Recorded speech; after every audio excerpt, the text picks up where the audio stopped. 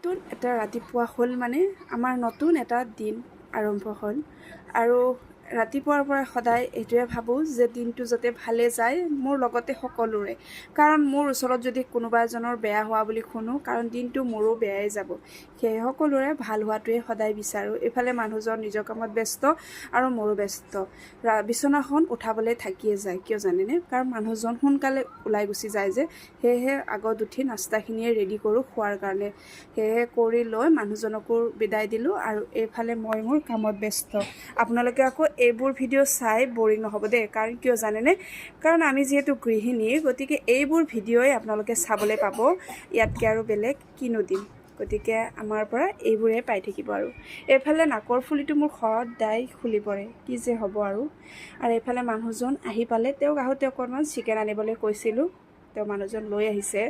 এফালে গৈ ঘপককৈ ধুই পখালি বহাই